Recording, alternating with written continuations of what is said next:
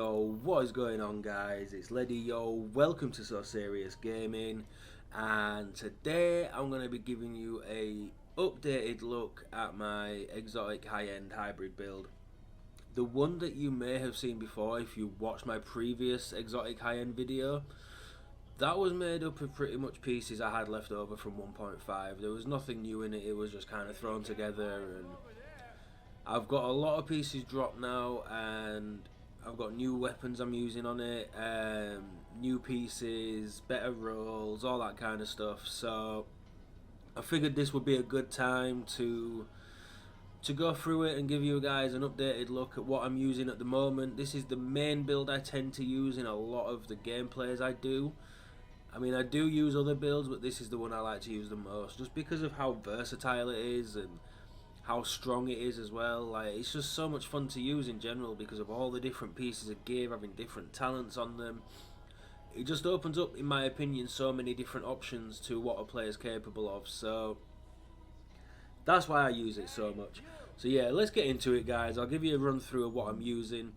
So I am currently using as my main weapon my MP5 with a 22.2k base damage and a 21% crit chance. It's rolled with vicious, responsive and brutal. Ideally I would kind of prefer deadly instead of brutal, but it is what it is. The middle talent was inactive, so I had to go with responsive. Instead of vicious, you could also go for unforgiving. So when your health goes down, your damage goes up, basically. But yeah, you can go with whatever you want on there. But ideally, if you're wanting damage rolls, you want to be looking at things like responsive, vicious, deadly, unforgiving, even brutal. Even brutal if you want to go for headshots. But because of the new body damage multiplier, you're getting more damage for body shots than you were before. And that kind of, in my opinion, counters out the headshots you're going to miss. So it kind of makes sense to go for the body shots because you're going to hit more. You've got good crit chance. You've got high crit damage. So you're going to deal more damage to the body as opposed to trying to hit the head. Yes, the head will give you more damage when you hit the headshot, but you're going to miss more bullets. So, you know, for me personally, I prefer to go for body shots for that reason. My secondary, I actually have the bullfrog on here. I was using this to run some HVTs, things like that. So that's why that's on there. But I do mainly use my Sasji for backup. Has 118k base damage, 349.5% stagger, and that's rolled with deadly, responsive, and competent.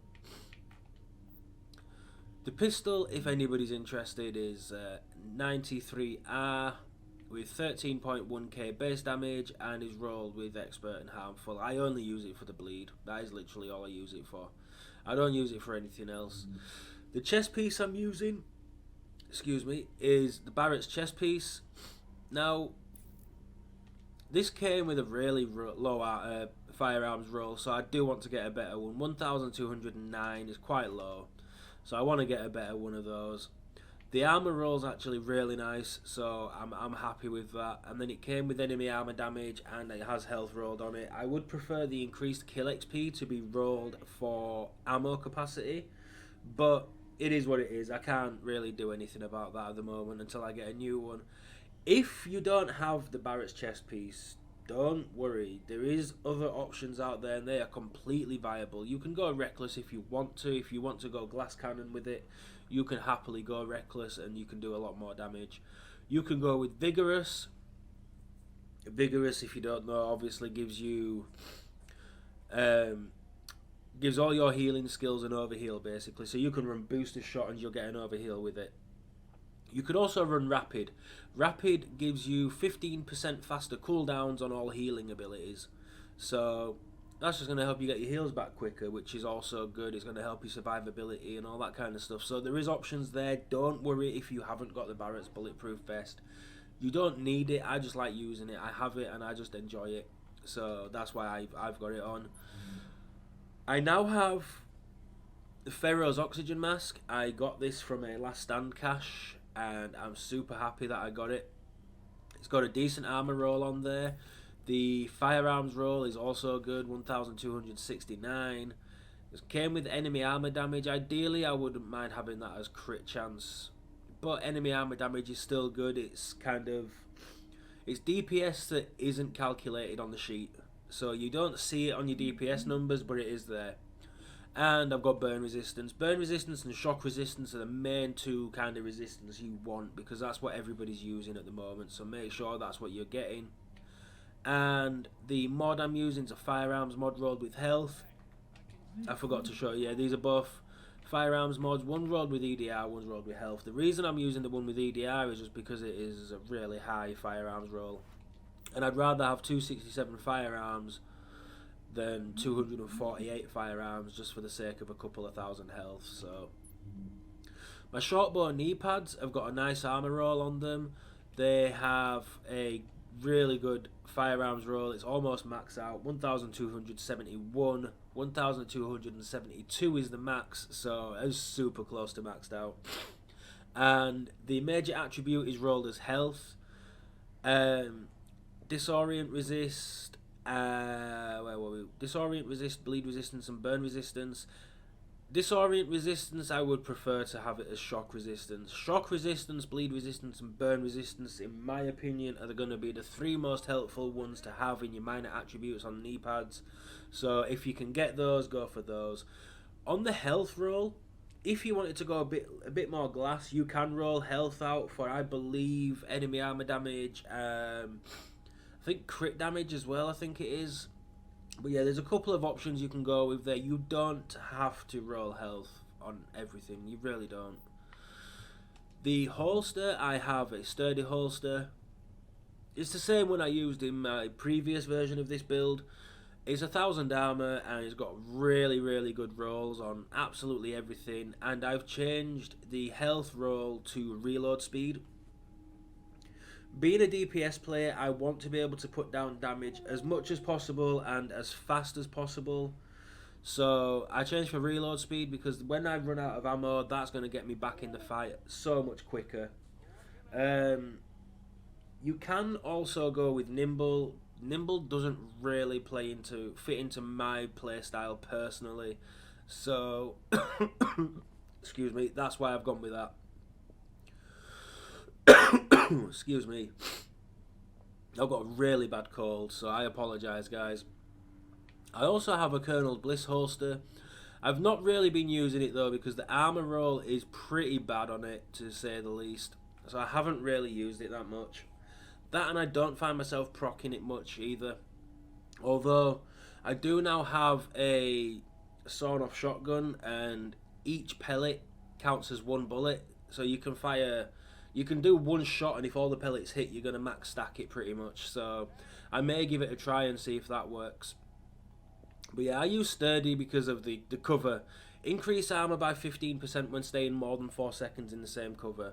Due to how cover works now, as you know the game in general, we're all using cover a lot more, and armor's armor.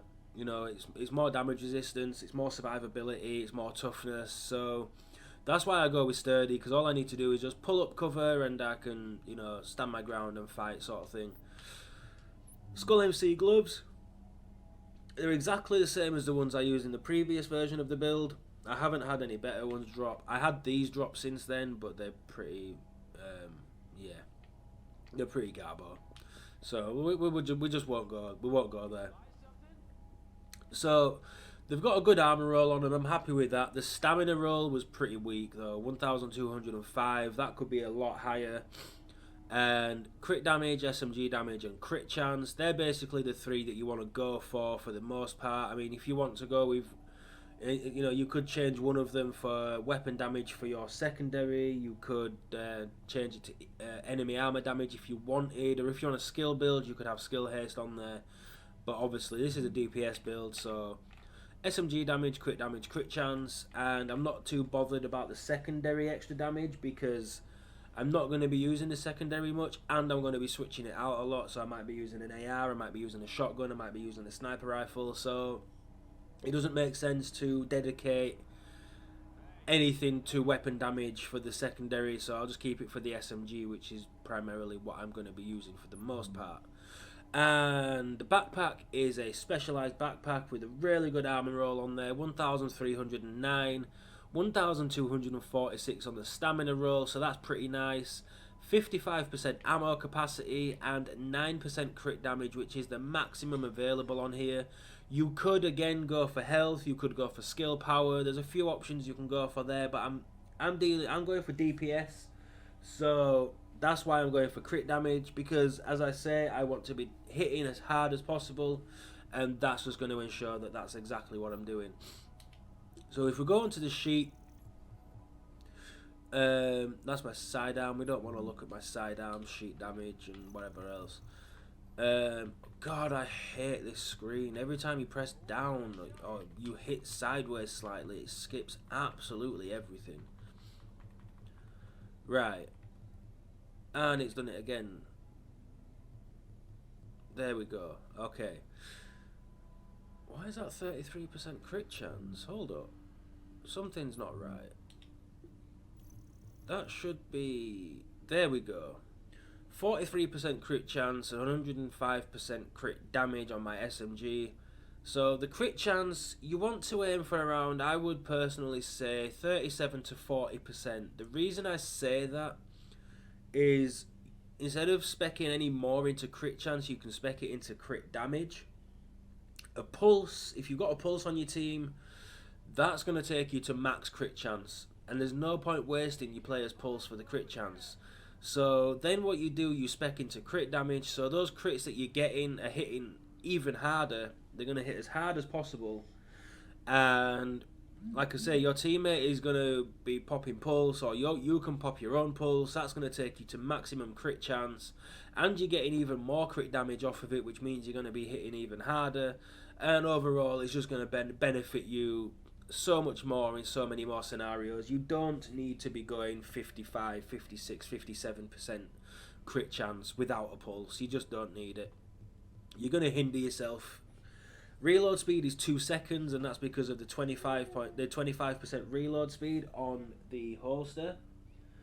Again, that's just getting me back in the fight even quicker. So that could be the difference between me downing somebody and them healing. If their heal's really close to coming back, and I take that person down to low health, if I've got a really slow reload speed, he's going to heal before I can finish him off. Whereas with my high reload speed, I can reload and there's a good chance I might be able to finish him before he gets to pop a heal.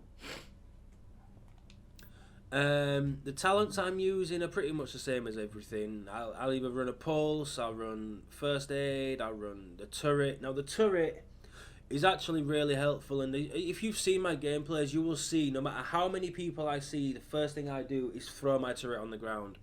The reason being is because of one-hit seeker mines.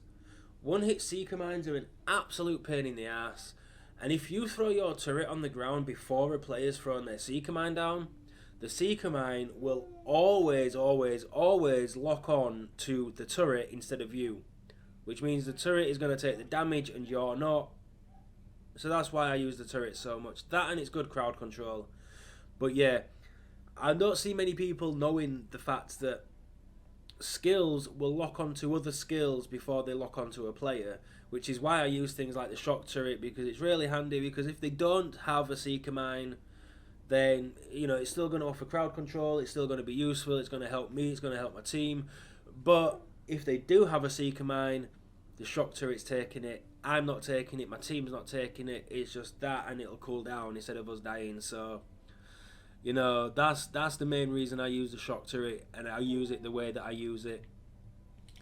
The talents I'm using, I was running solo, so I'm running this at the moment. I actually switched over to pulse on the HVT I've just run because there was an enemy kind of hiding and couldn't be found, so I had to use the pulse to find him. But I would if I'm running the shock turret, I will always run fear tactics, because then if it shocks one person, it can shock the whole team possibly. And because of short bows, I'm using chain reaction on for the knee pads. Strike back, you've got critical save. If you're in a team, you could take fear tactics out and just go with triage, or you could take chain reaction out, go with triage, or you could take strike back off and go with triage. I kind of like the combination of both. Reach low health to reduce active skill cooldowns by 20% when you run strike back. Combine that with triage, you're getting your skills back pretty quick. If you don't want, you can change critical save and have it for on the move. Because of how all these different things have been changed and how armor works and all that kind of stuff, there's so many options you can use now. Just please, for the love of God, don't use adrenaline. It is the worst talent in the game now. The changes they made absolutely killed it, and it just has absolutely no use at all anymore. So heal over time when you use a med kit. You don't get that initial energy boost anymore. You just don't get it. Combat medic is also a really good one. We have people using that in our team, which is really helpful. Battle buddy is also good. Shrapnel's good if you're wanting to proc bleed on people. You've got wildfire if it's a flame turret. Death by proxy to increase your skill power. You've got one is known. You've got precision. There's so many options available, so just use what fits into how you've set your build up best and what fits your specific play style best. If you're using an assault rifle, say you want to use the bullfrog, you want to maximise that extra damage you're getting out of uncomplicated, which means you're not going to be stacking stability and that gun is going to kick like a bitch. I mean, let's be real, the bullfrog, it hops around like a bullfrog, let's be honest. So you can use steady hands. Enter cover to reduce recoil by 25% for 10 seconds. That's huge, and it has a really big impact, and I used it back in the Alpha Bridge meta when I was running my Lavoa and M4 with the FAMAS as backup, because I wanted to get the most out of uncomplicated, so I would not run stability on my mods or accuracy on my mods. I would run steady hands and I'd bounce into cover, and then for 10 seconds I've got 25% reduction in recoil. So it's really, really helpful. It's quite often overlooked as well. So yeah, I mean, there's plenty of options, and I tend to switch it around between them all, as can you. Just try out, see what works best for you and your specific setup. If you haven't got the knee pads, in all honesty, guys, there's no knee pads you can use for this build that'll give you any use, because they all suck. They're all for like XP gain and all that kind of stuff. So you want to get the short bow knee pads for this build just to maximise it. Same with the Skull MC gloves. I mean, you can run Savage, but 7% against targets out of cover is nothing compared to damage increase by 16%. It's nothing compared to it. So if you're running this build, you need to have Skull MC gloves and you need to have the holster. Everything else, there's other options. Like I say, the holster, you don't need Bliss's holster. You can run Nimble, you can run Sturdy. The mask, if you haven't got the mask, you don't need it. Again, there's Tenacious, for example. There's Rejuvenated. There's a few different masks that are really, really helpful. I use this because I get sick of being set on fire and not being able to move or shoot back, and it really, really catches people off guard. It is so helpful. So yeah, that's just a quick look, guys. Show you my my latest build. I'm going to show you guys some Last Stand gameplay with this build. The DZ is pretty dead. I don't know. It seems like you come on one day and it'll be absolutely bumping, and then 2, 3, 4 days in a row it's just dead. So I don't know, but yeah, I'm going to show you guys some Last Stand gameplay with this build. So as you know, it's going to be maximized. It's not going to be running the stats I'm running. All the stats are going to be up at max, which doesn't, considering most of my stats are pretty much there, it doesn't make a huge difference anyway. But you will still get to see how well this build performs regardless. So yeah, I'm going to cut it off there, guys. I'm going to pass it over to some gameplay for you guys to watch. So feel free to stick around and watch that. Thank you for watching, guys. It really does mean a lot every time you guys view my videos. If you enjoyed it, don't forget, smash that thumbs up. It really does help me out a lot. If you're new to the channel, you want to see more builds, you want to see more gameplays, all that kind of stuff, make sure you subscribe. Thank you for watching, guys. Have a great day. I'll see you in another video. Peace out.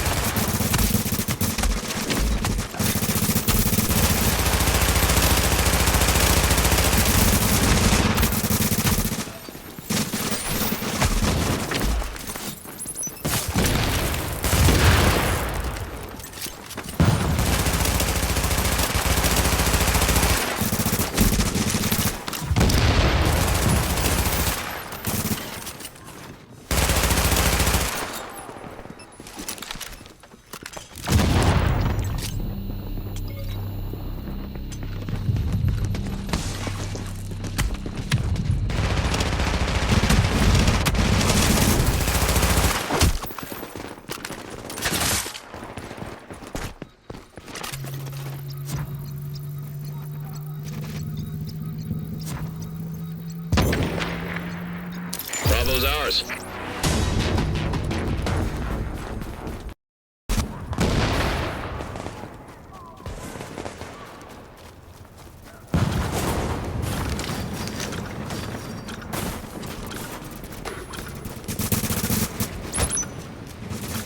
We've taken Bravo. Points for kills now available.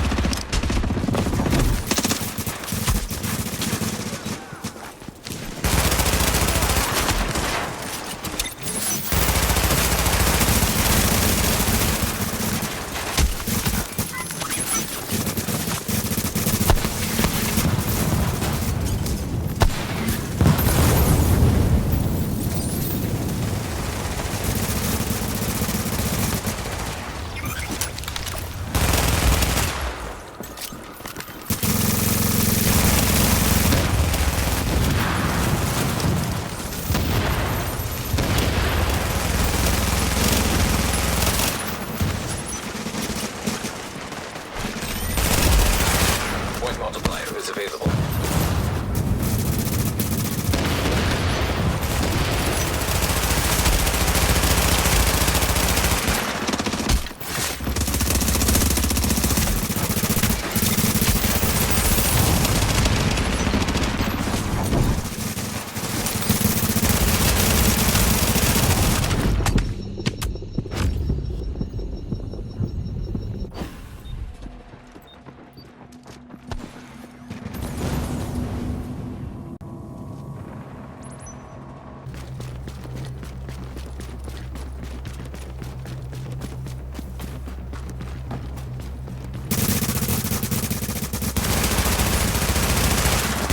Bravo's gone neutral.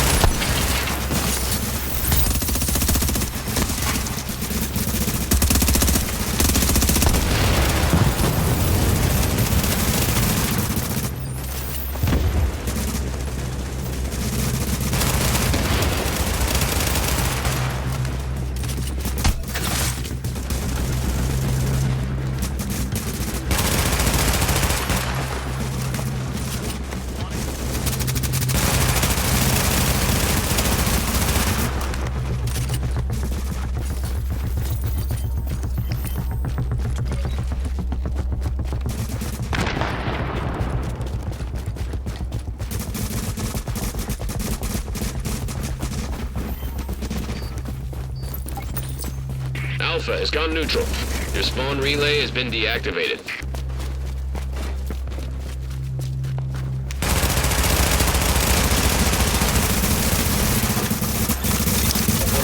And Alpha is taking enemy fire.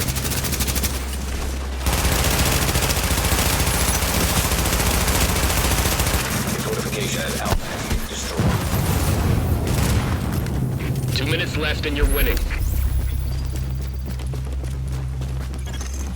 A fortification at Alpha is under fire.